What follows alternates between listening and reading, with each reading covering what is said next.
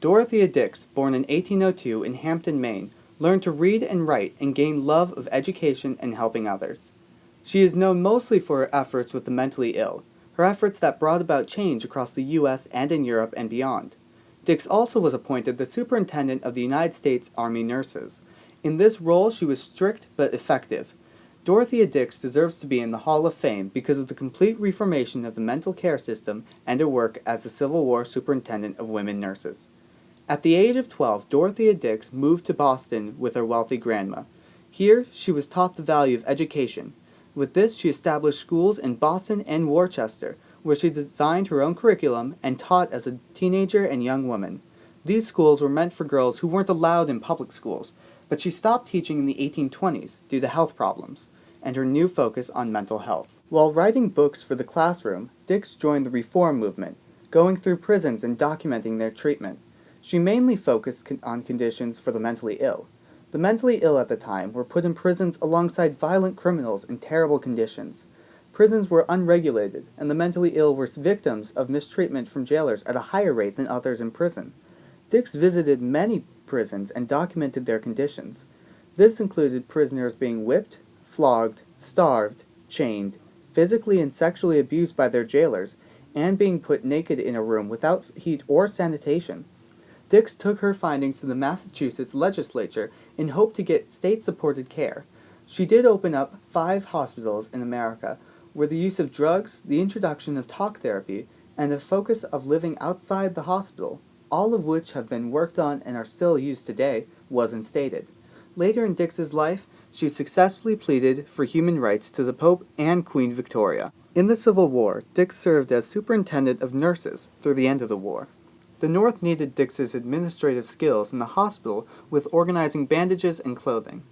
While she had no formal medical training or experience, she was made superintendent of the United States Army Nurses. Dix was strict but kept an effective nursing team. This was the first time women were allowed to be nurses, and Dix's only requirement was for the nurses to be sober-minded, mature, and plain-looking. Her inflexibility in the war worked as the North won and women continued to work as nurses. When the war ended, Dix went back to her service for the mentally ill. Disillusioned by the war, Dix visited Europe, traveling and writing to keep the reform movement of the mentally ill alive. When she came back to America, Reconstruction was in full swing. She became worried of her southern hospitals. While the Union had been saved, both sides were still filled with corruption. In South Carolina, she defended Dr. Parker, the head of the state mental hospital, from being fired due to him being a Confederate. In Pennsylvania, she demanded there be 3 state hospitals due to the state size, and the legislature gave in. She now traveled, going from one of her hospitals to the next, and looking after each one of them with gifts, a carriage or an organ. She also gave advice on how to make the hospitals, she hated the word institution, more home-like.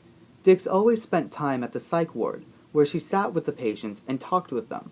Her belief that the insane were people affected everyone. People finally understood that the mentally ill were human too. At the end of her life, she asked to be placed in her first hospital, the New Jersey State Hospital. Here, a small apartment was built for her, where she spent the last 4 years of her life. Dorothea Dix lived her life in tune with one of her quotes, "Man is not made better by being degraded." She sought to help others, and in her 85 years, she did. Her teachings and books, such as Conversations on Common Things, are still around today. Her work in mental health, pre-Civil War, can be seen in starting the mental health movement, when her bill that would have freed land for asylums was passed by the Congress but vetoed by Pierce. Dix then wins the Civil War, rising to superintendent of nurses and making sure women would be able to continue to serve as military nurses. After the war and the problem of slavery, which had stopped her efforts before, was resolved, Dix was able to open 32 hospitals and become known as the Mother of Hospitals. In 1843, there were 13 mental hospitals in the U.S. In 1880, there were 123, mostly due to Dix. Now there are over 5,000. Dix put America on the path to supporting and caring for its mentally ill, which is seen everywhere today.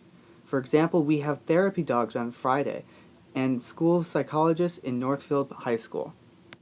I come as the advocate of the helpless, forgotten, insane men and women held in cages, closets, cellars, stalls, pens. Dorothea Dix.